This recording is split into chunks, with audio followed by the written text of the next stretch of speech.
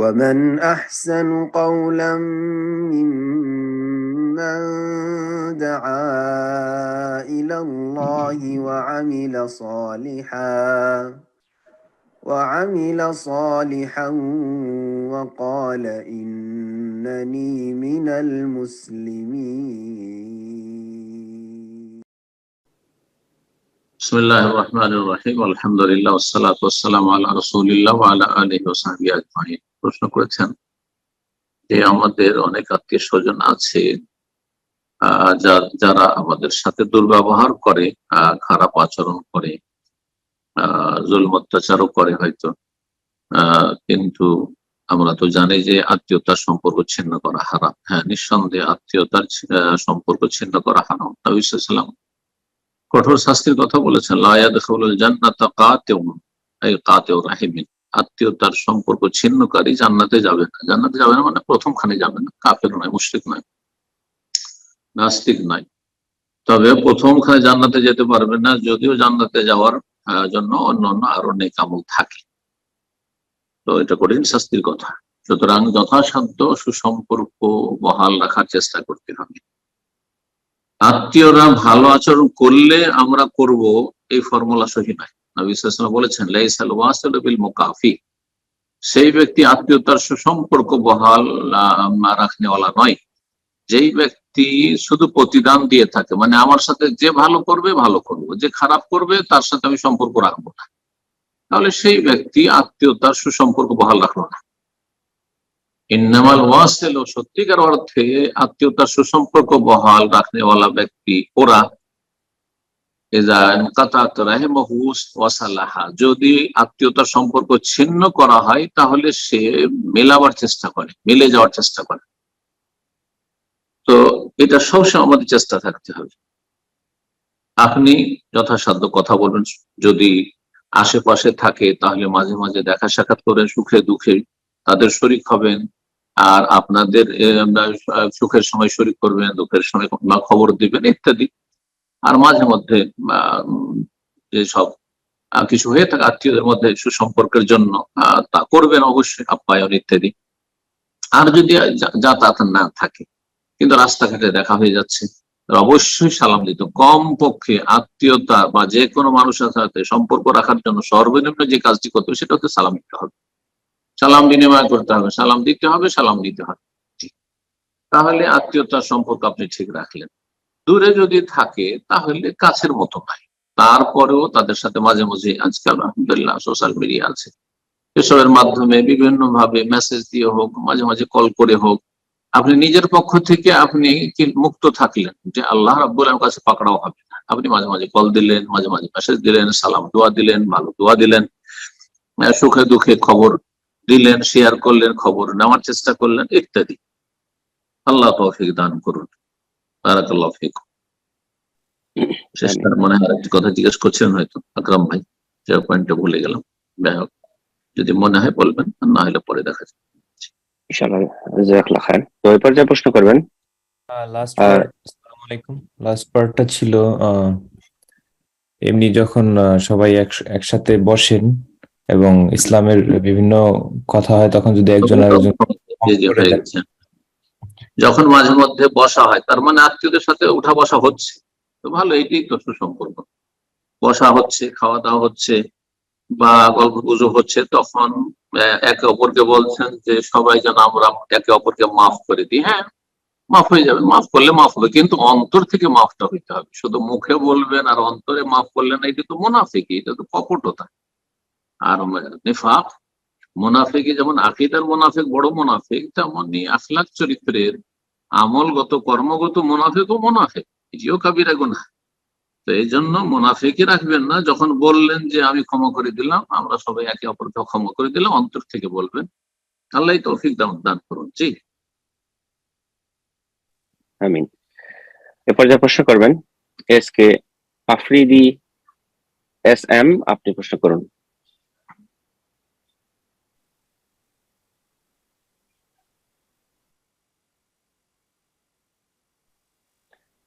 জি, আপনার ফোনটা আনমিউট হয়েছে, প্রশ্ন করুন।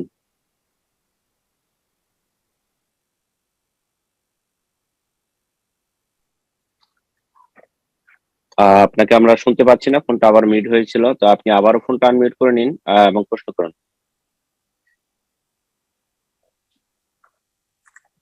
যাই হোক, ইনশাআল্লাহ সম্ভবত ওনার মাইক্রোফোনের প্রবলেম হয়েছে, তো আপনি মাইক্রোফোনটা চেক করে নিন। এরপর যা প্রশ্ন করবেন, আবু ইসমাইল, আপনি প্রশ্ন করুন।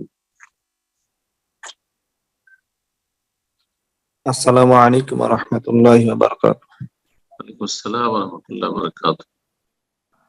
সম্মানিত শাইখ, আমি বাংলাদেশ পাবনা থেকে বলছিলাম। বলেন।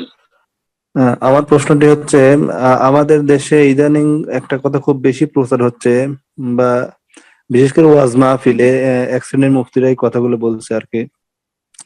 সেই কথাটি হচ্ছে, হাদিস আর সুন্নাহর মধ্যে পার্থক্য আছে। তারা বলতেছে যে যারা দাবি করে আমরা আহলে হাদিস, তাদেরকে 11টা বিয়ে করতে হবে এবং দাঁড়িয়ে পেশাব করতে হবে, এই ধরনের কথা আর কি। আউযুবিল্লাহ। তো আমি জানতে চাচ্ছিলাম হাদিস আর সুন্নাহর মধ্যে কোনো পার্থক্য আছে কিনা, বা তারা যে ফিকটা অনুসরণ করে সেই তাদের ফিকে এরকম কোনো পার্থক্যের কথা বলা আছে কিনা, যেমন হানাফি ফিকে আর কি। জি। এটাই জানতে চাচ্ছিলাম। জাযাকাল্লাহু খাইর।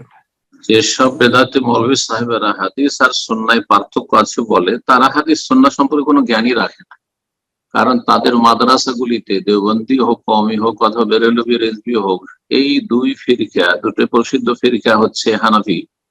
সবাই হানাফি মযহাবের দাবিদার, কিন্তু সবাই হচ্ছে নকল হানাফি। তো এরা 1 বছর শুধু তাবারকের জন্য দাওরায়ে হাদিসের কিতাব পড়ে, কথা বলছি, শুধু কালা রাসূলুল্লাহ করে।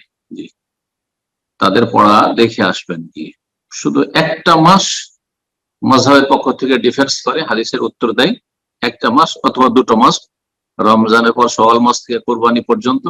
আর কুরবানি পর্বের পর চলে যাবেন তো শুধু কালা কালা ছাত্র পড়তে থাকে, বুঝে না, শুধু যে শাইখুল হাদিস বসে থাকেন, বাস চলো চলো চলো, এইভাবে বুখারী খতম করে, তিরমিজি খতম, আর বাকি হাদিসগুলো সামান্য সামান্য কিছু করে পড়ে। এটা দেওবন্দ থেকে শুরু করে হাটহাজারী পর্যন্ত সব মাদ্রাসার খবর হচ্ছে।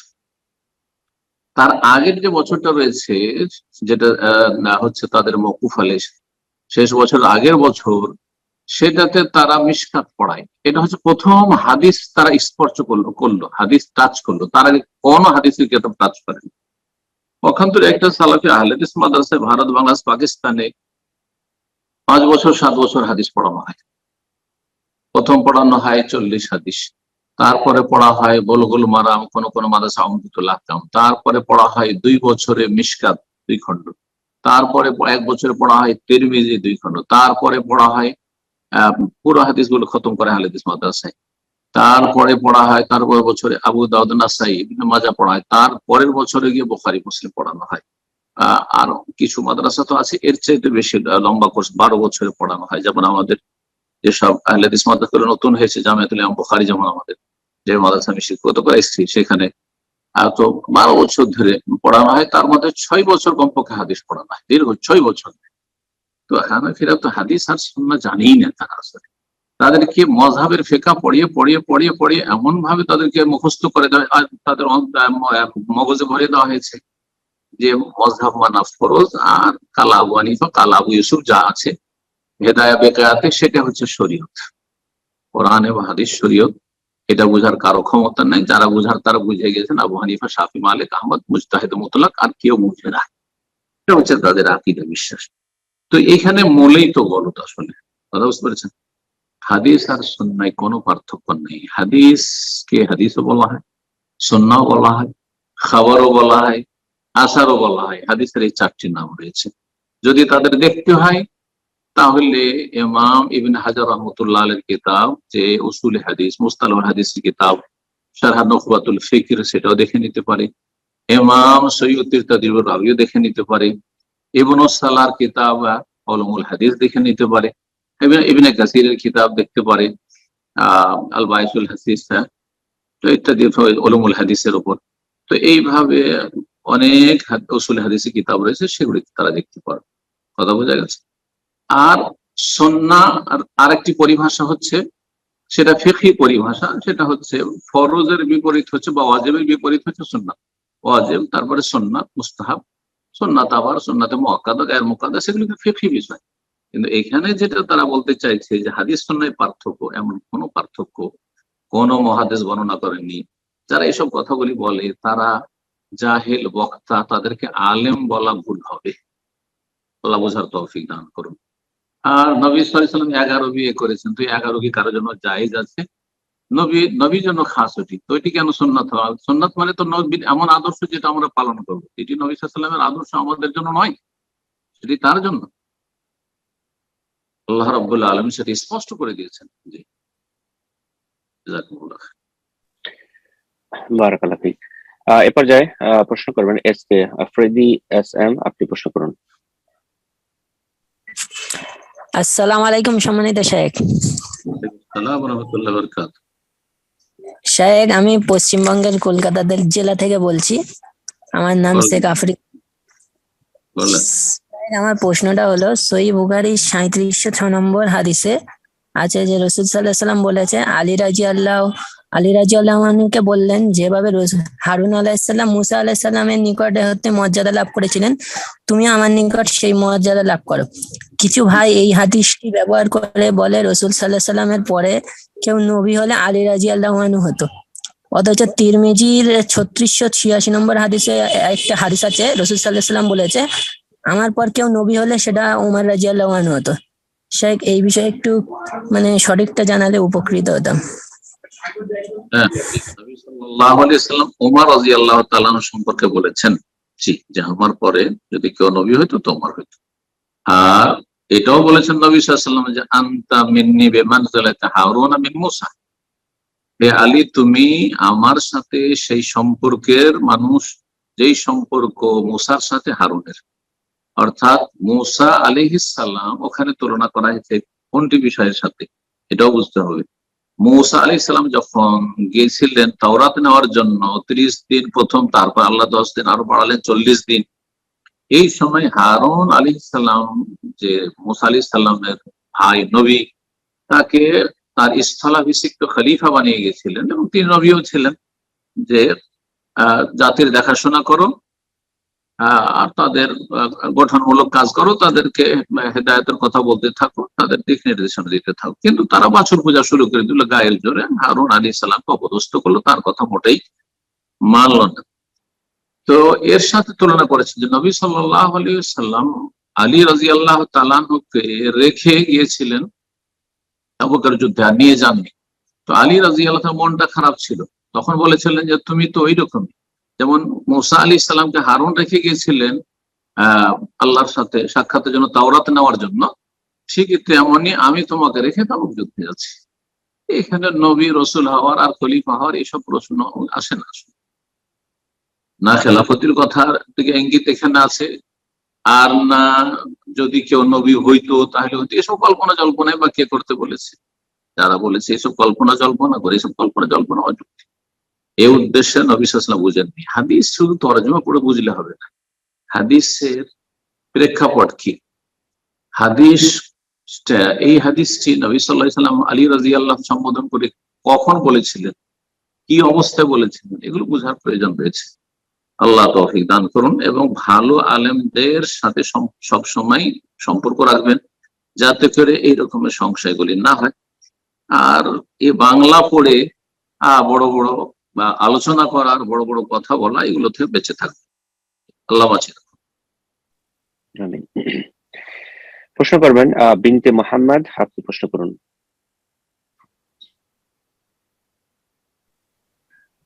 আসসালামু আলাইকুম শেখ। ওয়ালাইকুম আসসালাম ওয়া রাহমাতুল্লাহ। আমি ঢাকা বাংলাদেশ থেকে বলছিলাম। বলেন।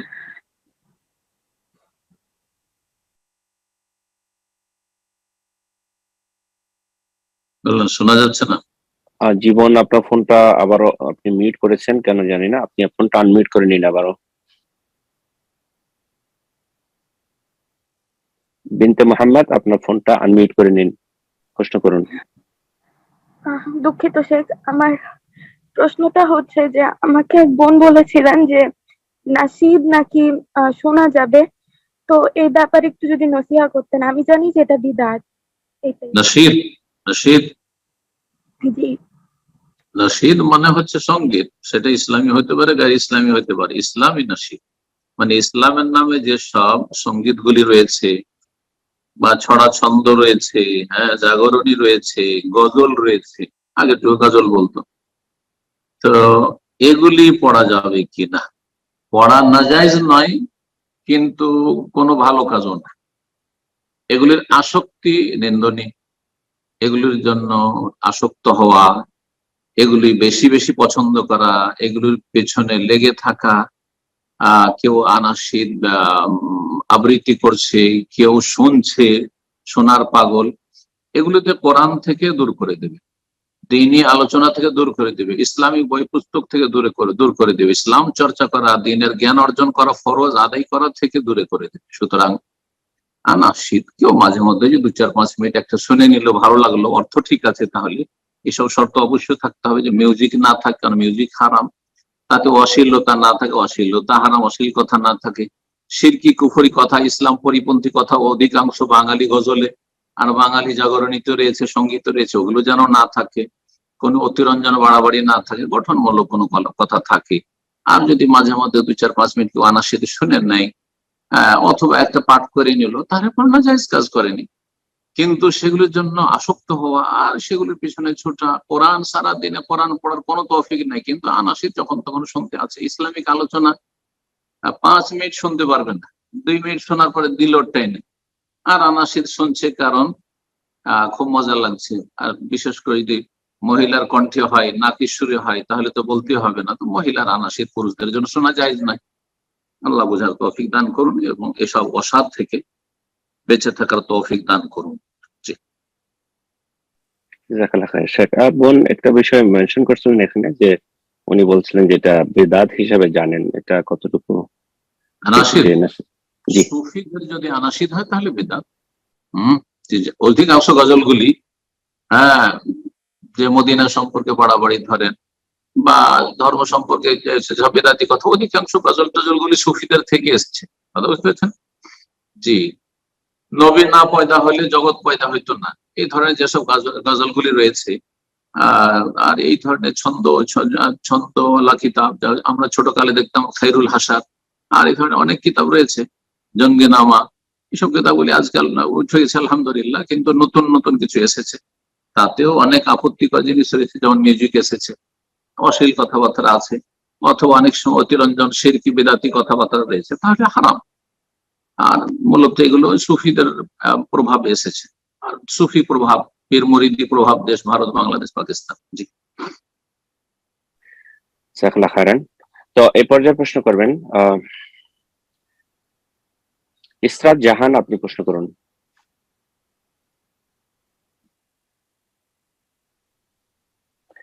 ইসরাত জাহান, আপনার ফোনটা আনমিউট করে নিন, প্রশ্ন করুন। আসসালামু আলাইকুম শেখ। ওয়ালাইকুম আসসালাম ওয়া রাহমাতুল্লাহি ওয়া বারাকাতুহু। আসসালামু আলাইকুম জি শুনছি, বলেন। শেখ, আমার প্রশ্ন হচ্ছে তকদির সম্পর্কে। বিয়ে হলো তকদিরে মোবারাম, আর কার সাথে বিয়ে হবে এটা হচ্ছে তকদিরে মুআল্লাক। তকদিরকে কি এভাবে ভাগ করা ঠিক? না, জানি না, এরকম কিছু জানি না আমি। জি, তকদির, মুআল্লাক, মুবরাম এগুলো ওলামাদের ভাগ হতে পারে, যে ভাগটা ঠিক, কিন্তু এইখানে যেটা ফিট করলেন যে বিয়ে হবে, এটা হচ্ছে তকদির মুবরাম, মুবরাম মানে আল্লাহ চূড়ান্ত ফয়সালা, আর মুআল্লাক মানে কোন একটা কন্ডিশনের সাথে, শর্তের সাথে সম্পৃক্ত, যে এটা যদি হয়, এইরকম চেষ্টা করে তো এরকমটা হবে, এরকম করে তো এরকম হবে।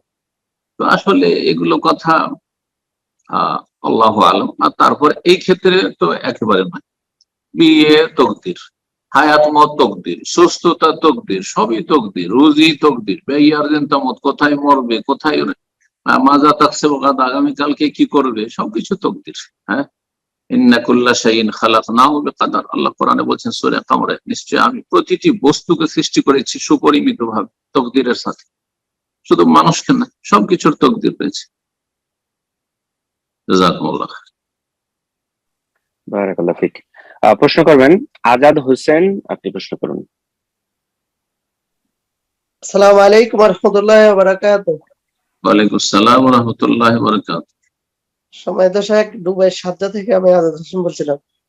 জি, শেখ, আমার প্রশ্ন হলো সিয়ামের বিষয় নিয়ে। আমরা প্রবাসে থাকাকালীন অবস্থা দেখতে আছি অন্য ভাইয়ের সিয়াম আরেক ভাইয়ে রাখেন, তো যে ভাইয়ের সিয়ামটা অন্য ভাইয়ে রাখেন, ওই ভাইয়ের শরীর সুস্থ, এমনকি যেখানে কোম্পানি ডিউটি থাকে রমজান মাসে 8 ঘন্টা, সেখানে 12 ঘন্টা ওভারটাইম সহ ডিউটি করে, কিন্তু অন্য ভাইকে টাকার বিনিময় এবং খাদ্যের বিনিময় সিয়াম রাখে। আমার আমার প্রশ্ন হলো, দোনো ভাইয়ের কি সিয়াম হবে? আউযুবিল্লাহ, কোন মযহাবই হবে না, না হানাফি না শাফি না মালিকি না হাম্বলি মযহাবি। সুস্থ ব্যক্তির বদলি সিয়াম কেউ রাখবে? বদলি সিয়াম শুধু এক জায়গায় আছে, মান মাতা, কেউ যদি মারা যায়, মারা গেছে, আর গত বছরের গত রমজানের সিয়াম কাজা আছে, আর মাঝখানে সুস্থ হয়েছিল, রমজানে অসুস্থ ছিল, তারপর সুস্থ হয়েছিল, রাখছি, তারপরে মারা গেছে, অর্থাৎ কাজা করার সময় পেয়েছিল, তাহলে সামা আনহু ওয়ালিয়াহু, তার পক্ষ থেকে তার যারা উত্তরাধিকারী, যারা ধন সম্পদে ভাগ পাবে এই আশা আছে, তাদের দায়িত্ব হচ্ছে রোজাগুলি রেখে নেবে। তারা যদি না রাখে তখন ফিরিয়ে দেবে। আর একটা লোক সুস্থ মানুষ রোজগার করছে আর সে রোজা রাখবে না, সেই জন্য আর জনকে দিয়ে রোজা রাখছে, তো বড় তো রোজা ফরজ হয়ে রয়েছে রমজান মাসে, অথবা অন্য মাসে কাজা করবে, এটারও কোনো শরীয়তে বিধান নেই, কোনো মযহাবে নেই। মা আনজালাল্লাহু বিহা মিন সুলতান, এটি হচ্ছে ইত্তিবাউল হাওয়া, কুপ্রবৃত্তির অনুসরণ। এটা বরং কুফরি পর্যন্ত নিয়ে যাবে, কারণ এটা শরীয়ত প্রণয়ন, শরীয়ত রচনা করা, শরীয়ত রচনার অধিকার কারণে এটা হচ্ছে কুফর। আল্লাহুম শুরাকা, আল্লাহ বলছেন তাদের কি এমন কোন শরীক আছে আল্লাহ, যে শারাউলাহু মিনাদ-দ্বীন মা লাম ইয়াযান বিহিল্লাহ, যার আল্লাহ অনুমতি দেননি শরীয়ত তারা প্রণয়ন করেছে, এরা কোথা থেকে শরীয়ত প্রণয়ন করবে? এটি কুফর। আল্লাহ হেফাজত করুক, এদের হিদায়াত করুক। এরপর যা প্রশ্ন করবেন তানিয়া সুলতানা, আপনি প্রশ্ন করুন।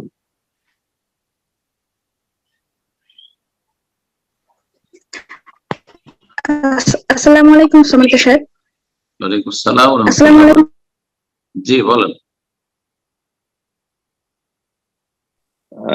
আমি ঠিক বুঝতে পারছি না আপনাদের ফোনগুলো কেন অটো মিউট হতে যাচ্ছে। তানিয়া সুলতানা, আপনার ফোনটা মিউট হয়ে গিয়েছে, আপনি ফোনটা আনমিউট করে নিন, প্রশ্ন করুন।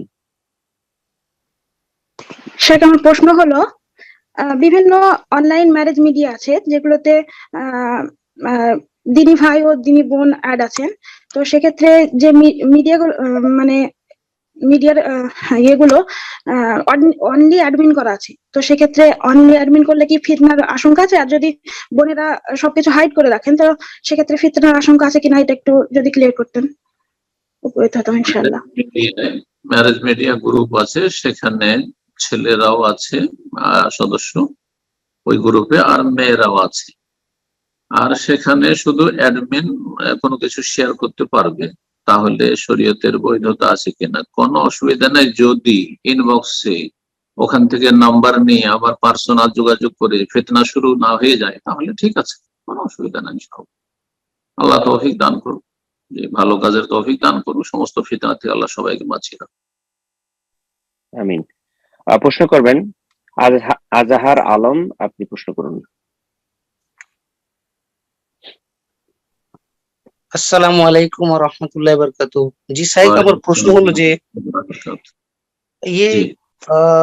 ডক্টর জাকির নায়েক, বলছিলাম কি যে আমি ইন্ডিয়া থেকে বলছি, দিল্লি থেকে এখন, আর বলছিলাম কি ডক্টর জাকির নায়েকের আমি একটি ভিডিও দেখছিলাম, যে উনি বলছিলেন উনি বললেন বুখারী হাদিস এবং আয়াত দ্বারা প্রমাণিত বললেন যে সবাইকে সালাম দেওয়া যাবে, চাই গैर মুসলিম হোক, যা মুশরিক হোক, কাফের হোক, সবাইকে। তো এটা কতদূর সত্য একটু বলবেন? উনি অনেকগুলো আয়াত বলেছেন, আমি নোট করেছি, তবে আমি তো আয়াতে কোনো জায়গায় সালাম দেওয়ার কথা নেই, একটি আয়াত ছাড়া অনেক আয়াত কোথায় পেয়ে যাবে। ওয়াইদা হুইয়াতুম বিতাহিয়াতিন ফাহাইয়ু বিআহসানা মিনহা আও রুদ্দুহা, যখন তোমাদের অভিবাদন দেওয়া হবে, অভিবাদন করা হবে, কেউ সালাম দেবে, ফাহাইয়ু বিআহসানা মিনহা, তার চাইতে ভালো করে সালাম দাও, আর রুদ্দুহা, অথবা কমপক্ষে তার সম্মান করো। কিন্তু এটা কি অমুসলিমদের ক্ষেত্রে আল্লাহ বলেছেন? এটা হচ্ছে প্রশ্ন। এখন জাকির নায়েক সাহেব যদি বলে থাকেন, তার এবং তার চাইতে বড় কিছু আলেমরা আছে যারা এই ফতোয়া দিয়েছে যে সালামের উত্তর দেওয়া যাবে অমুসলিম, সালাম দেওয়া তো হারাম, এতে কোনো সন্দেহ নেই। একটি মত যে সালাম কাফেরকে শুরু করা যাবে না, কারণ স্পষ্ট হাদিস নবী সাল্লাল্লাহু আলাইহি ওয়াসাল্লাম, লা তাবদাউল ইয়াহুদা ওয়ান নাসারা বিস সালাম, ইহুদি খ্রিস্টানদেরকে সালাম শুরু করিও না। ইহুদি খ্রিস্টান আহলে কিতাব যারা অন্যের তুলনায় অন্তত ভালো, ভালো মানে ভালো নয়, কিন্তু কথা হচ্ছে যে আহলে কিতাবদের ক্ষেত্রে কিছু এমন ছাড় দেওয়া হয়েছে যেটা মুশরিকের ক্ষেত্রে দেওয়া হয়নি। যেমন আহলে কিতাবদের মেয়েদের বিবাহ, আহলে কিতাবদের জবাই করা খাওয়া যায়, কিন্তু মুশরিক পত্তলিকে জবাই করা খাওয়া যায় নয়। তারপরও যেখানে নবী সাল্লাল্লাহু আলাইহি ওয়াসাল্লাম ইহুদি খ্রিস্টানকে সালাম শুরু করতে নিষেধ করেছেন, হ্যাঁ, তবে জবাবের ক্ষেত্রে যদি সালাম দিয়ে দেয় আর ভালো নিয়তে দিচ্ছে, কোনো খারাপ নিয়ত নেই, নয় উপহাস করে নয়, ঠাট্টা করে নয়, অথবা নবী সাল্লাল্লাহু আলাইহি ওয়াসাল্লামকে যেন বদদুয়া দেওয়ার জন্য ইহুদিরা করতো ওই রকম আসসালামু আলাইকুম, সেটাও না, তাহলে সালামের উত্তর দিতে পারবেন কিনা ওয়ালাইকুম আসসালাম বলে, নাকি ওয়ালাইকুম বলবেন? এই ক্ষেত্রে দ্বিমত রয়েছে। অধিকাংশরাই বলছেন না, ওয়ালাইকুম সালাম বলবেন না। তবে অনেক গবেষকরা বলেছেন ওয়ালাইকুম সালাম বলতে পারবেন, কিন্তু আসসালামু আলাইকুম বলবেন অমুসলিমকে, এটি হারাম সর্বসম্মতিক্রমে। কাফেরকে সালাম দিয়ে শুরু করা জায়েজ নয়।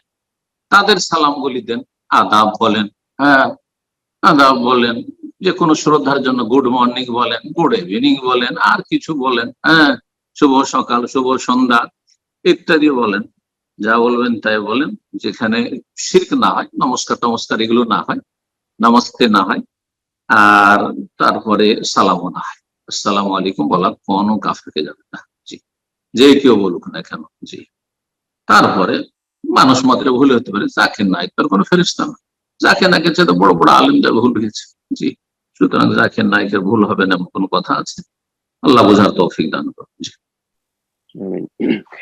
প্রশ্ন করবেন এমডি নুরুজ্জামান, আপনি প্রশ্ন করুন।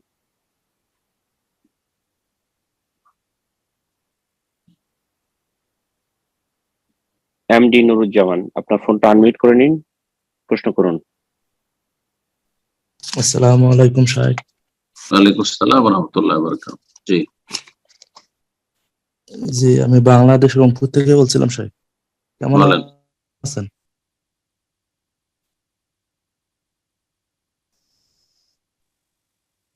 শোনা যাচ্ছে না। হ্যালো জি, আপনি কন্টিনিউ করুন, জি বলুন। হ্যালো, জি আমার প্রশ্ন হলো ফসলের যাকাত সম্পর্কে। জি। জমিতে আকাশের পানির মাধ্যমে চাষাবাদ হয়, ওই জমিতে কিছু আনুষঙ্গিক খরচ হয়, যেমন জমি চাষ দেওয়া, নিড়ানি, কীটনাশক, সার ইত্যাদি খরচ হয়ে থাকে। এক্ষেত্রে কি ফসলের যাকাত 10 মনে 1 মণ দেব না 20 মনে 1 মণ দেব? ঠিক, ভালো প্রশ্ন। নবী সাল্লাল্লাহু আলাইহি ওয়াসাল্লাম স্পষ্ট বলেছেন, মা সাকাতিস সামাউ ওয়াল উয়ুনু আওয়াল আসারি আল উশরু, যেখানে আকাশের পানি থেকে অথবা ঝর্ণার পানি এমনি বহে চলে আসলো, কোন জায়গার পানি বিনা কোনো মেহনত পরিশ্রমে বেনা এসেছে, অথবা মাটিতে রস রয়েছে, সেই রসে এমনিতেই স্বাভাবিক শীতকালে বেশ কিছু যেমন ফসল হয়ে গেল, তাহলে আল উশরু 10 ভাগের 1 ভাগ, 10 মনে 1 মণ দিতে হবে, এখানে 20 মনে 1 মণ হয়, জি। ওমা সুকিয়া বিন নাযহি, আর যদি সেচ করা হয় তাহলে সেই ক্ষেত্রে নিসফুল উশর 20 মনে 1 মণ বোঝা গেছে। সুতরাং সার দিচ্ছেন পানি, কিছু পানি না, সেচ করছেন না, সার দিচ্ছেন কিছু, আর চাষাবাদ করছেন। কেন নবী সাল্লাল্লাহু আলাইহি ওয়াসাল্লাম সাহাবারা চাষাবাদ করতেন না? তারা তো চাষাবাদ করেছেন, মেহনত করেছেন। মদিনার খেজুর বাগানে তারা মেহনত করতেন না? অবশ্যই মেহনত করতেন। তো চাষাবাদের খরচের জন্য আপনি 20 মনে 1 মণ দেবেন, কোথা থেকে বলেন? এই কত কারণ নাই, জি বললেন 10 মনে 1 মণই দিতে হবে। জাযাকাল্লাহ খায়ের। প্রশ্ন করবেন এমডি নাফিস, আপনি প্রশ্ন করুন। আসসালামু আলাইকুম ওয়া রাহমাতুল্লাহ। শেখ, বাংলাদেশের চট্টগ্রাম থেকে বলছিলাম। বলেন। যে আমার প্রশ্ন হচ্ছে, বিভিন্ন দ্বীনি জ্ঞান অর্জন করার জন্য আমার কোন কোন বিষয়গুলো জানা আবশ্যক, এবং এই সম্পর্কিত বাংলা ভাষাভাষী বই সম্পর্কে জানতে চাচ্ছিলাম, আর বিভিন্ন বাতিল ফিরকা সম্পর্কে জানতে চাচ্ছিলাম, ওই ধরনের বই। বাতিল ফিরকা সম্পর্কে জানা অনেক পরে, সেটা আলেমরা জানলেই চলবে, শুধু এতটুকু আপনি জানলে হবে যে এগুলো বাতিল ফিরকা বা বেদাতি ফিরকা। সংক্ষেপে ডিটেলস জানার প্রয়োজন নেই, কথা বোঝা যাচ্ছে, ডিটেলস জানার প্রয়োজন আপনাদের সাধারণ লোকের নেই। বাতিল। ভালোটা জানতে হবে, পজিটিভটা জানতে হবে। জি হ্যাঁ, আপনার জন্য করণীয় কি বিশ্বাস করবেন, কোন আকীদা রাখবেন, কেমন ইবাদত করবেন, কেমন আখলাক চরিত্র হবে, কেমন জীবন যাপন করবেন, এটা আপনার জন্য জরুরি। আল আহম ফলমান, যেটা বেশি গুরুত্বপূর্ণ, সেটি হচ্ছে আকীদার বিষয়। আকীদা, আরকানে ঈমান, ঈমানের রুকন কয়টি, আরকানে ইসলাম, ইসলামের রুকন কয়টি, মারাতিবুদ্দিন, দিনের স্তর কয়টি, তৌহিদ কত প্রকার ও কি কি, শিরক কত প্রকার কি কি, কুফরি কত প্রকার, মুনাফিকি কত প্রকার ও কি কি, ইত্যাদি। বেদাত কাকে বলে, বেদাতের কি কোনো প্রকরণ আছে, ইত্যাদি। সুন্নাহর গুরুত্ব, সুন্নাতকে আঁকড়ে ধরা, বেদাত সম্পর্কে সতর্কতা, ইত্যাদি। এসব বিষয়গুলি জানা। আর তারপর ইবাদত বন্দেগী কেমন করে করবেন, 5 ওয়াক্ত সালাত সম্পর্কে আগে জানবেন, আকীদার বিষয়গুলি জানার পরে তারপরে যাকাত যদি ফরজ হয়ে থাকে যাকাত সম্পর্কে জানবেন, সিয়াম জানবেন, রমজান আসছে সামনে, আর হজের প্রয়োজন তখন হজ উমরা সম্পর্কে জানবেন, ইত্যাদি। এইভাবে ফরাইজ ওয়াজিবাত জানবেন, দিনের হালাল হারাম জানবেন। আর এর জন্য যেসব কিতাবের প্রয়োজন, যেই স্তরে আপনি আছেন ওই স্তরের কিতাবগুলি আপনি চয়েস করবেন। এখন আপনি কোন স্তরে আছেন, আমি তো এইখানে 1 মিনিটের প্রশ্ন আপনাকে তখন চিনতে পারছেন যে আপনি কোন স্তরের লোক।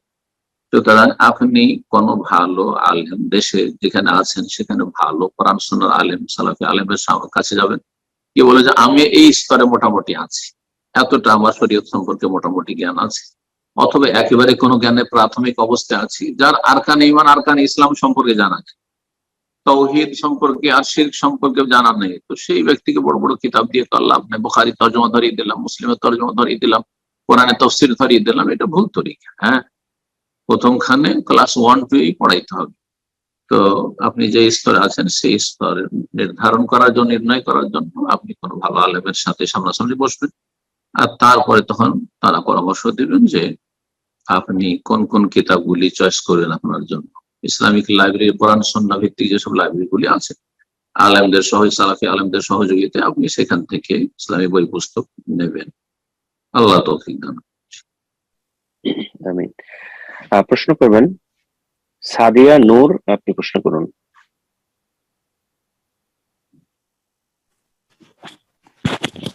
জি, আসসালামু আলাইকুম ওয়া রাহমাতুল্লাহি ওয়া বারাকাতুহু। সম্মানিত শাইখ, আসসালামু আলাইকুম ওয়া রাহমাতুল্লাহি ওয়া বারাকাতুহু। জি শাইখ, আমি বাংলাদেশ চট্টগ্রাম থেকে বলছি। বলেন। জি শাইখ, আমি রমজানের আমল সম্পর্কে একটু প্রশ্ন করতে চাই। অনেক আলেমদের থেকে শুনেছি যে তারাবি এবং তাহাজ্জুদ একই নামাজ। এখন আমার প্রশ্ন, আমি রমজানের রাতের সালাত মানে এশারের পর কিভাবে আমল করলে বা সালাত আদায় করলে সবচেয়ে বেশি উত্তম হবে, রাসূলের সুন্নাহ পালন হবে? আমি জায়েজের ফতোয়ার চেয়ে বেশি সুন্নাহ এবং উত্তমের ফতোয়া খুঁজছিলাম। আরেকটা প্রশ্ন হচ্ছে, আমি আমার সালাত কিভাবে দীর্ঘ করতে পারি, যেহেতু আমার জ্ঞান সীমিত, বড় বড় সূরাগুলো আমি মুখস্থ করতে পারি না। ছোট ছোট সূরা দিয়ে এবং রুকু সিজদাগুলো কিভাবে দীর্ঘ করতে পারি? ঠিক। রমজান মাস আসছে, রমজান মাসে তারাবি সম্পর্কে বলছেন প্রশ্নে, যে শুনেছেন যে তারাবি আর তাহাজ্জুদ একই সালাত। আমি এই রমজানে কিভাবে ইবাদত করলে বেশি ভালো হবে, বেশি ভালো এবং সুন্নাহ ভিত্তিক হবে। সুন্নাহ ভিত্তিক সবচেয়ে উত্তম হচ্ছে যে রাকাত সংখ্যা না বাড়িয়ে নবী সাল্লাল্লাহু আলাইহি ওয়াসাল্লামের রাকাত সংখ্যা কি বহাল রাখা, অর্থাৎ রমজানে হোক অথবা রমজান ছাড়া অন্য 11 মাসে হোক 11 রাকাতের বেশি পড়বেন না, 11 রাকাতই পড়বেন। যেমন মা আয়েশা রাদিয়াল্লাহু তাআলা আনহা থেকে সহিহ বুখারীতে বর্ণিত রয়েছে, মা কানা ইয়াজিদু ফি রমাদান ওয়ালা ফি গায়রি আলা 11 রাকাত। রাসূলুল্লাহ সাল্লাল্লাহু আলাইহি ওয়াসাল্লাম রমজান মাসে হোক অথবা অন্য কোনো মাসে হোক 11-র বেশি পড়তেন না। কিন্তু ইউসাল্লি আরবান, প্রথম 4 এত দীর্ঘায়িত করতেন, এত সুন্দর করতেন যে ফালা তাসালান হুসনাহিন্না ওয়া তুলাহিন্না, কত যে সুন্দর করে পড়তেন, কত যে দীর্ঘায়িত হইতো, জিজ্ঞাসাই করো না। তো এইরকম দীর্ঘ সালাত আদায় করবেন, রাকাত সংখ্যা সেটাই থাকবে, এটা সবচেয়ে তো। শাইখ ইবনে বাজ রাহিমাহুল্লাহ, আমরা আজকে থেকে 34-35 বছর আগে মদিনায় প্রথম ছাত্র ছিলাম, তখন রেডিওর যুগ ছিল, আর আমি একটা রেডিও রেখে শুনতাম নিয়মিত, সৌদি আরবে যেটা ইসলামিক চ্যানেল ইজাহাতুল কোরআন কারীম। তো প্রথম রমজানেই শাইখ ইবনে বাজ রাহিমাহুল্লাহ প্রধান মুফতি যে ছিলেন, তিনি বলতেন যে অল আফদাল, উত্তম হচ্ছে রাসূলুল্লাহ সাল্লাল্লাহু আলাইহি ওয়াসাল্লামের সুন্নাহর উপর আমল করে 11 রাকাত লম্বা করে পড়া। সেই পরামর্শটা আমিও দেব যে 11 রাকাতই পড়বেন আর দীর্ঘায়িত করবেন। রুকু সেজদা যতটা পারবেন দীর্ঘায়িত করবেন, রুকু অতটা হয়তো পারবেন না, যতটা সেজদা পারবেন সেজদা লম্বা লম্বা সেজদা করবেন। আর আপনি যেহেতু জামাতে পড়ছেন না, সুতরাং আপনি স্বাধীন। মহিলাদের জন্য জামাত চাইতে বাড়িতে পড়া বেশি উত্তম, যদিও মসজিদে জামাত হোক, তার চাইতে উত্তম হচ্ছে বাড়িতে সালাত আদায় করা। আর তেলাওয়াতের ক্ষেত্রে যেহেতু আপনার কোরআন পুরো মুখস্থ নেই, ছোট ছোট সূরা, এক রাকাতে বেশ কিছু সূরা পড়তে পারেন ধারাবাহিক। আর আরেকটি পদ্ধতি হচ্ছে যেটি তাবি জাকওয়ান রাহিমাহুল্লাহ থেকে প্রমাণিত, যিনি মায়েশা রাদিয়াল্লাহু তাআলা আনহার দাস ছিলেন, স্বাধীনকৃত দাস, তিনি সালাত আদায় করতেন মুসহাফ থেকে কোরআন দেখে। সুতরাং কোরআন দেখে লম্বা সূরাগুলি, সূরা বাকারা ধারাবাহিক ভাবে পড়ে যেতে পারে, সূরা আলে ইমরান, নিসা ইত্যাদি আরাফ, বড় বড় সূরা পড়তে পারেন। এতেও আপনি সালাতকে লম্বা করতে পারবেন তারাবির। আর তারাবিটি হচ্ছে তাহাজ্জুদ, তারাবি হচ্ছে তাহাজ্জুদ। শুধু অন্য মাসে হলে সেটি তাহাজ্জুদ বলে প্রসিদ্ধ হয়েছে, আর রমজান মাসে হলে সেটি তারাবি বা কিয়ামে রমজান বা কিয়ামুল লাইল, সারা বছর কি শামিল কিয়াম রমজান বা কিয়াম সালাতুল কিয়াম বলে প্রসিদ্ধ হয়েছে। তো যাই হোক, আপনি লম্বা করে পড়বেন, রুকু সিজদা লম্বা করবেন আর তেলাওয়াত লম্বা করবেন। লম্বা করার ক্ষেত্রে যেমনটা বললাম, আল্লাহ কবুল করুন, আল্লাহ তৌফিক দান করুন। আমিন। পর্যায়ে প্রশ্ন করবেন রিনা আক্তার, আপনি প্রশ্ন করুন।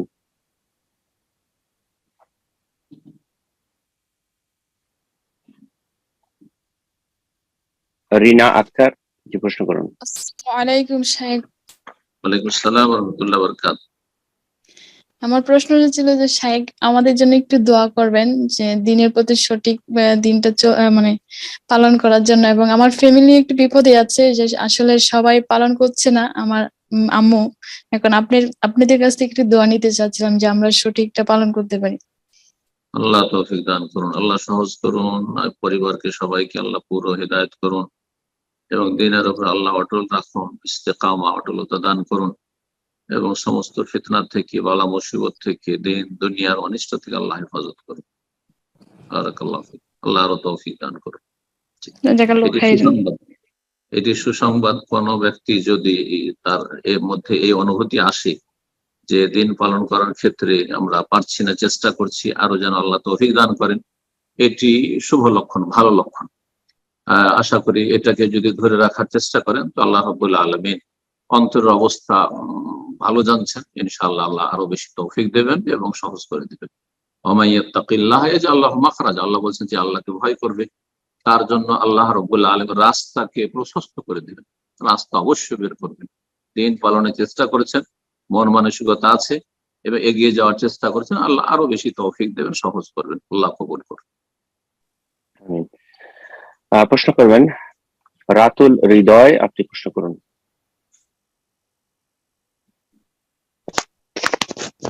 আসসালামু আলাইকুম ওয়া রাহমাতুল্লাহি ওয়া বারাকাতুহু। ওয়ালাইকুম আসসালাম ওয়া রাহমাতুল্লাহি ওয়া বারাকাতুহু। জি শাইখ, রাতুল, গাজীপুর চৌরাস্তা, বাংলাদেশ। জি জি বলেন। জি শাইখ, আমার একটা প্রশ্ন হয়েছে যে আমরা নখ কাটি, তারপর চুল দাড়ি এগুলা যে ঝরে পড়ে, তো এইগুলা আর কি মানে বিধান কি, মানে এগুলা কি করতে হয়? কোনো বিধান নেই, কিছু করতে হবে না। ঝরে পড়েছে তলাশ করে বেড়ো যে কোথায় ঝরে পড়লো নাকি, নখ কেটে যে কোনো জায়গায় ফেলে দিবে, কোনো অসুবিধা নেই। দাফন করতে হবে এমন বেদাত কি? কেউ বলছে না আমার নখগুলো দাফন করতে হবে, চুলগুলি আমার পড়ে গেল তো দাফন করতে হবে, মহিলাদের চুল একগুচ্ছ উঠে গেছে তারপর এটিকে দাফন করতে হবে, না না, কোথাও কোথাও ফেলে দেন, যে কোনো অসুবিধা। তবে যদি এরকম আশঙ্কা থাকে যে আপনার দুশ্মন আছে, কেউ সেহের জাদু করতে পারে, তাহলে তাদের যেন হাতে না আসে চুল, এই জন্য আপনি এমন জায়গায় ফেলবেন যেখানে তাদের হস্তগত না হয়, অনিষ্ট থেকে রক্ষা পাওয়ার জন্য। না হইলে চুল, নখ আর কিছু ঝরে পড়লো বা কেটে ফেললেন আর তারপরে সেগুলিকে দাফন করতে হবে, ইকল করতে হবে, এমন কোন শরীয়তে কিছু নাই। এরকম ধারণা করলে বেদাতি ধারণা। সম্মানিত দিনী ভাই বোনেরা, আমরা প্রোগ্রামের একদম শেষ পর্যায়ে চলে এসেছি। এখন থেকে আমরা একটা বা দুটো প্রশ্নের মাধ্যমে আজকের প্রোগ্রাম শেষ হবে ইনশাআল্লাহ। তো এই পর্যায়ে প্রশ্ন করবেন বাচ্চু এস কে, আপনি প্রশ্ন করুন। সাইদ আসসালামু আলাইকুম। ওয়ালাইকুম আসসালাম ওয়া রাহমাতুল্লাহি ওয়া বারাকাতুহু। জি বলেন। আমি মুর্শিদাবাদ জেলা থেকে বলছি। আমার প্রশ্ন হলো যে সাইদ, আসল শয়তান এবং তার দলবদ্ধ সব শয়তান কি তাদের হায়াত কি একই না ভিন্ন? বুঝলাম না কিরকম? মানে যেটা অরিজিনাল শয়তান আর বাদক সব দলবদ্ধ থাকে, মানে ওর মানে শয়তান মানে সেনাবাহিনী। ইবলিস। ইবলিস প্রথম যে আদম আলাইহিস সালামকে পথভ্রষ্ট করেছে বা এতে নিয়ে গেছে, বিভ্রান্ত করেছে, সেই ইবলিসের কথা। জি জি। বুড়ো শয়তান, বুড়ো শয়তান ইবলিস, ইবলিস বললেই হয়। জি জি। এবং ইবলিস তাদের শয়তান সেনাবাহিনী। আর অজনুদ, ইবলিস অজনুদ করান রয়েছে সেনাবাহিনী। ইবলিস এখন পর্যন্ত মরেনি আদম আলাইহিস সালাম যুগ থেকে, আর কিয়ামত ধ্বংস হওয়ার আগ পর্যন্ত থাকবে, তারপরে ধ্বংস হবে যখন পৃথিবীর সবকিছু ধ্বংস হবে। এই ইবলিস বুড়া, আল্লাহ মানুষের পরীক্ষার জন্য, আর সে আল্লাহর কাছ থেকে ছাড় নিয়েছিল, এই ছাড় আল্লাহ দিয়ে রেখেছেন তাকে। তবে যারা খাঁটি বান্দা তাদের ওপর তার কোন রকমের দাপট চলবে না, এটা আল্লাহ কোরআনে কারিমে বলে দিয়েছেন, আর এটা স্বীকারও করেছেন ইবলিস, কোরআনে এই কথা বর্ণিত হয়েছে। আর বাকি যেগুলি অজনুদহু, যে সেনাবাহিনী আছে, জিন শয়তান, মানুষ শয়তান, এরা আসছে যাচ্ছে, এদের হায়াত রয়েছে, মত রয়েছে। যেমন মানুষ শয়তান, খারাপ লোকেরা আসছে যাচ্ছে, এক শয়তান যাচ্ছে আর এক শয়তান আসছে, ওই রকমই বহু শয়তান, জিন শয়তান। জিনদের মধ্যেকার যারা খারাপ তারা হলো জিন শয়তান, যেমন মানুষের মধ্যেকার যারা খারাপ তাদেরকে আমি শয়তান মানুষ বলে থাকি। আমরা বলছেন না, জি, মিনাল জিন্নাতি ওয়ান নাস, আল্লাহ সূরা নাস বলছেন। জাযাকাল্লাহ খাইরান। তো আজকের প্রোগ্রামের সর্বশেষ প্রশ্ন নিচ্ছি ইনশাআল্লাহ, এর মাধ্যমে আজকের প্রোগ্রাম শেষ হয়ে যাবে। যারা হ্যান্ড রেজ করেছিলেন আজকে এই প্রশ্ন করতে পারলেন না, ইনশাআল্লাহ আগামী সপ্তাহে প্রোগ্রামের শুরুতে এসে হ্যান্ড রেজ করবেন, ইনশাআল্লাহ আপনাদের প্রশ্নগুলো আমরা সেটার কাছে উপস্থাপন করার চেষ্টা করবো ইনশাআল্লাহ। তো সর্বশেষ প্রশ্ন করবেন আতিকুন নাহার। আতিকুন নাহার, আপনি প্রশ্ন করুন। আসসালামু আলাইকুম ওয়া রাহমাতুল্লাহ। ওয়ালাইকুম আসসালাম ওয়া রাহমাতুল্লাহি ওয়া বারাকাতুহু। জি শাইখ, আমার গত সপ্তাহেও খুব একটা জরুরি বিষয় জানার ছিল। অনুমতি দিলে আমি 2টা প্রশ্ন করতে পারি, না হলে একটাই করব। আচ্ছা আচ্ছা, করেন করেন, চলুন, ব্যতিক্রম করেন, অসুবিধা নেই। প্রথম প্রশ্নটা হচ্ছে যে আমি যখন কনসিভ করি, এটা আমার 4র্থ বাচ্চা, তো 1 মাস অতিক্রম হওয়ার পরে আমার আবার ব্লিডিং হয়। তখন আমি জানতাম না যে আমি কনসিভ করেছি। তো ব্লিডিং আমার 5-6 দিন হওয়ার পরে যখন আমি খুব অসুস্থ হয়ে যাই, ডাক্তার দেখালে পরে ডক্টর তখন বলেন যে আমি হচ্ছে অলরেডি 1.5 মাসের প্রেগনেন্ট। তো আমি তো ওই 5 দিন তো আমি সালাত কন্টিনিউ করিনি, আমি জানছিলাম যে ওটা আমার হায়েজই হয়েছে। এখন আমি ওই যে 5 দিন যে আমি সালাত পড়িনি, হায়েজ অবস্থা ছিল মনে করে, এখন ওই সালাতটা আমি কি করব, আমার করণীয় কি? মাসিকের মতো রক্ত ছিল? রংটা কি মাসিকের মতোই ছিল, কালো দুর্গন্ধযুক্ত? আমি এটা ততটা বুঝতেও পারিনি, না আমি তাজা এটা রক্ত ছিল? বুঝতেও পারিনি, না, কিন্তু ওটা অলরেডি কারণ আছে যে তাজা রক্ত ছিল, একদম তাজা ব্লিডিং, অথবা মরা রক্ত যেমন হয় কালো, কি ধরনের ছিল? রক্তটা কালোই মনে হয়েছে আমার কাছে, কিন্তু তখন তো আমি কনসিভ করেছিলাম, 1 মাস পার হয়ে গেছিল। কনসেপ্ট করলো, দেখেন গর্ভধারণ অবস্থায় ও কখনো কখনো মাসিক হতে পারে, মাসিক একেবারে হবেই না এটা বলা যাবে না। যদিও অধিকাংশ মহিলাদেরই পেটে গর্ভধারণ করলে মাসিক হয় না, কিন্তু হবেই না এমন কথা আসলে ওলামারা বলছেন যারা গবেষক, যে না এমন বিষয় না, হতে পারে, হয়ে যেতে পারে, ব্যতিক্রম হতে পারে। এই জন্য বলছি যদি লক্ষণ মাসিকের থেকে থাকে তাহলে মাফ, আর যদি না থেকে থাকে, দেখেন তাজা রক্ত, মাসিক মনে হচ্ছিল না কিন্তু আপনি তো ভুল বুঝেছেন, তাহলে পরে কাজা করে নেন, 5 দিনের সালাত কাজা করে নেন, যদি সে সময়টা খুব বেশি দিনের না হয়। আর সেটা 2 বছর 3 বছর হয়ে গেছে, 1 বছর হয়ে গেছে, 6 মাস হয়ে গেছে, তাহলে আল্লাহর কাছে তওবা করেন, রব্বানা লা তুআখিযনা ইন নাসিনা ওয়া আখতানা। আল্লাহ যদি অনিচ্ছাকৃত ভুল করে থাকি অথবা ভুলে গিয়ে থাকি, ভুল বুঝে থাকি, আল্লাহ তুমি মাফ করে দাও, আল্লাহ মাফ করবেন ইনশাআল্লাহ, তওবা করি। দ্বিতীয় প্রশ্ন। আর গত সপ্তাহে যে প্রশ্নটা আমার খুব জানা জরুরি ছিল, আমার মানে খুবই কাশি হচ্ছিল। তো আমি অসুস্থ ছিলাম, মানে তখন আমি গর্ভবতী ছিলাম বলে, মানে এখনো গর্ভবতী আছি, যার কারণে আমি প্রস্রাবের যে ইয়েটা, মানে প্রস্রাব করে এসে কাপড় পাল্টিয়ে অজু করে এসে আমি ছলাতে দাঁড়াচ্ছি, কিন্তু ছলাতের ভিতরে আমার আবার কাশি হচ্ছে, আবার আমার দু চার ফোঁটা প্রস্রাব বের হয়ে যাচ্ছে, আমি আবার টয়লেটে যেয়ে ফ্রেশ হয়ে আসছি, কিন্তু দেখা যাচ্ছে পরক্ষণে হয়তো 4 রাকাত সালাত ফরজের মধ্যে আমার 2 বার এমন চেঞ্জ করতে হচ্ছে। এখন কি আমি বারবারই নামাজ ভেঙে বারবারই কাপড় চেঞ্জ করব, নাকি আমি সালাতটা কন্টিনিউ করে যাব? তো আমি হয়তো একবার পরিষ্কার হয়ে আসলাম, 2 বার পরিষ্কার হয়ে আসলাম, তারপরে হয়তো সালাতটা আমি কন্টিনিউ করে নিয়েছি।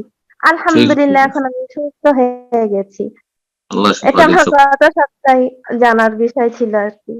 যদি পরিষ্কার পরিচ্ছন্ন হয়ে আসলেন, শৌচ কার্য সেরে, পেশাব পায়খানা সেরে আসলেন, উজু করলেন ওয়াক্ত শুরু হওয়ার পরে, আর তারপরে সালাত শুরু করলেন, আর তারপরে যদি দেখা যায় যে না কাশির কারণে বারবার এরকম হচ্ছে, তাহলে বারবার সালাত ভঙ্গ করতে হবে না। তাহলে এটা একটা অসুস্থতা, রোগের ক্ষেত্রে ছাড় রয়েছে। সেটা যেমন ইস্তেহাজার ক্ষেত্রে, ইস্তেহাজার ব্লিডিং এর ক্ষেত্রে ছাড় রয়েছে, যে প্রত্যেক ওয়াক্ত শুরু হওয়ার পরে উজু করে নেবেন। ফরজের 5 বার ফরজ 5 বার উজু করে নেবেন, আর উজু করে নিয়ে সালাত পড়বেন, যতগুলি সালাত পড়বেন তার মধ্যে কাশি চলে আসলো, পেশাব চলে আসলো বারবার, আর নামাজ নষ্ট করার কোনো প্রয়োজন নেই, নামাজ আপনি কন্টিনিউ করবেন ইনশাআল্লাহ। তবে যদি একবার হয়, শুধু একবার হয়, আর নিশ্চিত হচ্ছেন, অনেক সময় অস্পষ্ট হয়, অস্পষ্ট হলে ভ্রুক্ষেপ করবেন, কিন্তু যদি নিশ্চিত হতে পারেন যে একবার এরকম হয়ে গেল, তাহলে একবার ছেড়ে দিয়ে আবার কাপড় পরিষ্কার করে অথবা কাপড় পরিবর্তন করে উজু করে পরিষ্কার পরিচ্ছন্ন উজু করে আসবেন।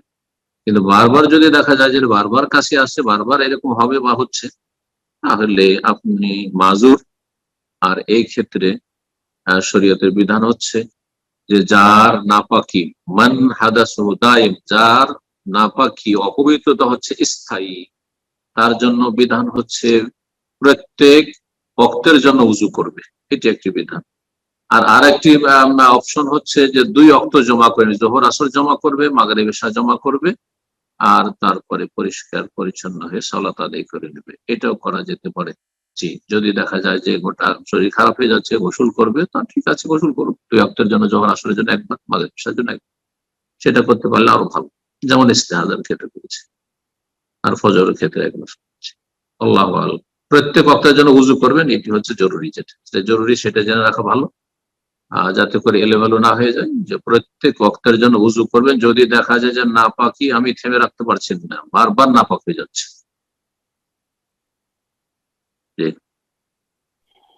জাযাকাল্লাহ খাইরান শেখ। তো ইনশাআল্লাহ আজকে অনেক হয়ে গেল, শেষ করে দিই ইনশাআল্লাহ। ঠিক আছে, জাযাকুমুল্লাহ খায়ের। যেসব ভাই বোনেরা থাকলেন আজকে আমাদের সাথে শুরু থেকে, অথবা পরেও এসেছেন, যে কোনো কারণে হোক না কেন, অথবা পরোক্ষ ভাবে আছেন আমাদের বিভিন্ন ভাবে যে প্রচারগুলি হচ্ছে তাতে, অথবা দিন শিখছেন, কোরআন সুন্নাহর আলেমদের থেকে দিন শিখছেন, আর কোরআন সুন্নাহ ভিত্তিক ইসলামিক বই পুস্তক এর মাধ্যমে ইলম শিখছেন, আর আমলের চেষ্টা করছেন, তাওহীদকে আঁকড়ে ধরার চেষ্টা করছেন, সুন্নতকে আঁকড়ে ধরে থাকার চেষ্টা করছেন। আল্লাহ রাব্বুল আলামিন তাদেরকে উত্তম প্রতিদান দান করুন, এবং আল্লাহ রাব্বুল আলামিন তাদেরকে আরো বেশি তৌফিক দান করুন। যারা বিভ্রান্ত হয়ে রয়েছেন তাদেরকে আল্লাহ হিদায়াত দান করুন, যারা মজলুম তাদের আল্লাহ রাব্বুল আলামিন সাহায্য করুন, যারা জালেম তাদেরকে আল্লাহ সর্বনাশ করুন, এবং আল্লাহ রাব্বুল আলামিন মুসলিম উম্মার আল্লাহ হেফাজত করুন। বালা মুসিবত গুলি যে আসছে মানুষের পাপের কারণে, পাপ মুক্ত হওয়ার আল্লাহ তৌফিক দান করুন, এবং অন্যদের ওপর বালা মুসিবত আজকে এসেছে তার থেকে আমাদের শিক্ষা নিয়ে আমাদের নিজের জীবনের প্রত্যেককে সংশোধনের তৌফিক দান করুন। জাযাকুমুল্লাহ খাইর, বারাকাল্লাহু ফিক। রব্বানা আতিনা ফিদ দুনিয়া হাসানা ওয়া ফিল আখিরাতি হাসানা ওয়া কিনা আযাবান নার। ওয়া সাল্লাল্লাহু ওয়া সাল্লাম আলা নাবিয়িনা মুহাম্মদ ওয়া আলা আলিহি ওয়া সাহবিহি আজমাইন।